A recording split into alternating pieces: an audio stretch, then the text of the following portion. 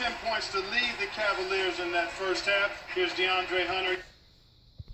But again, points in the paint, 14-2 in favor of Virginia. Second chance plus 4. That overcame the 8 threes that Purdue was able to make in that first. The start to the game that they wanted. Got the start to the game, and watching Carson Edwards like I said, over the summer, I would try on quickness inside. But when you put somebody who has the agility or the same size, I think he's just a better basketball player because it's like shooting over a chair. And for him in the first half, that's that in Kenny vision.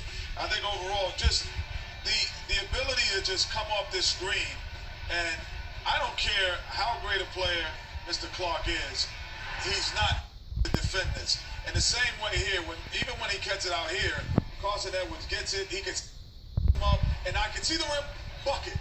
And then this last play is just my main man, just because I've known him since he was like 3 years old, 2 years old. So I just had to get him in the highlights because he had his I played against each other in high school, and I'm so proud of Aaron. Like shooting over.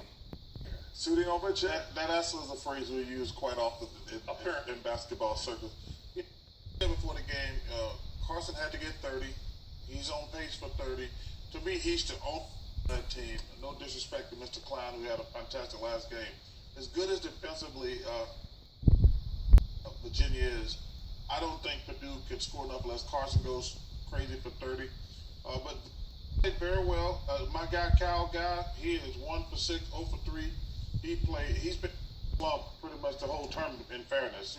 But I think if I'm Virginia, I feel pretty good. They made 8 for 19 threes. I don't think they can consistently shoot that in the second half. I still like.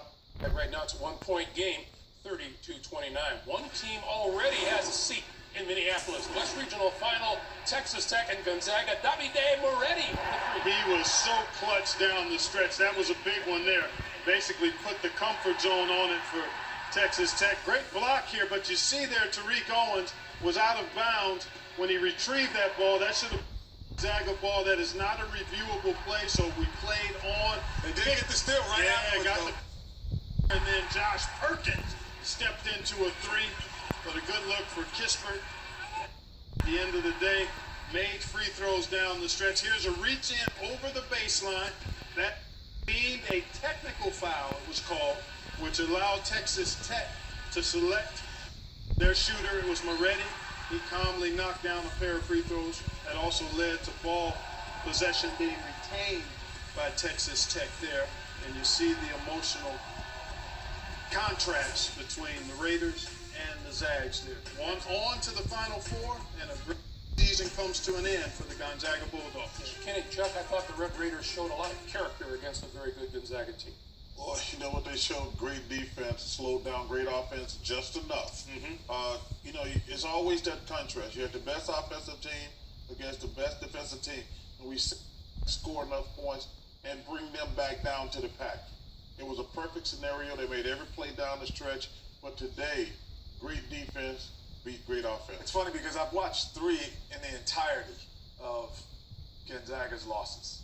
I've seen 3 in each one were different. Each game was different. So Texas Tech, the way they play the same way when North Carolina beat them. So I'm not really sure which style will get them, but today I thought the length, I thought the athleticism on key moments was the difference. But every loss that I've seen in the entirety, they lost different ways. Texas Tech won at 70-69. Gonzaga on their way home. Texas Tech on their way to Minneapolis. We'll take time out here, but back with more on AT&T at the half after this.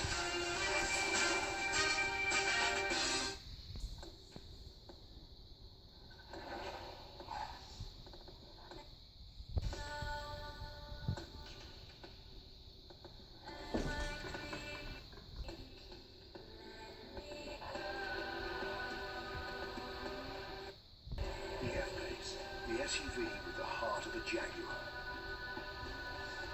For great offers, visit your Jaguar retailer during the impeccable timing sales event. Thanks for Speed you can trust. Oh boy, The big dance. Best day of the year. Great to have you with us. this is getting good. Look at this. Incredible. Oh, the 10. Why not not smile. What a moment in March. March Madness rolls on. And let the madness continue. As the road to the Final Four continues on to Minneapolis, our journey here on TBS ends tonight. We've certainly had a blast along the way. Yes, that day is here. Welcome to the road to the Final Four. Kenny's found something new to do during the show. Well, you're supposed to turn it. No. How would you know? I don't think push-ups fair. Why?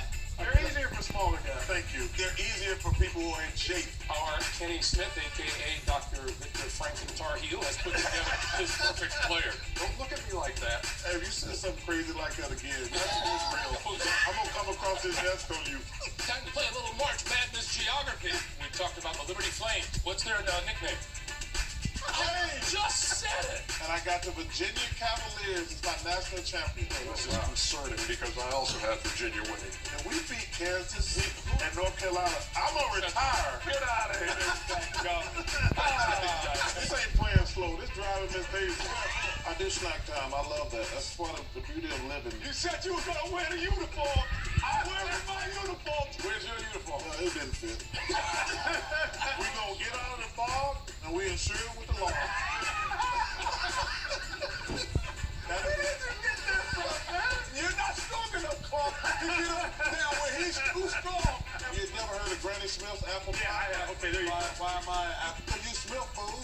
Yes! Like that soup. Are you just thinking of one word? Woodshed. Took him out behind the woodshed. Eagle.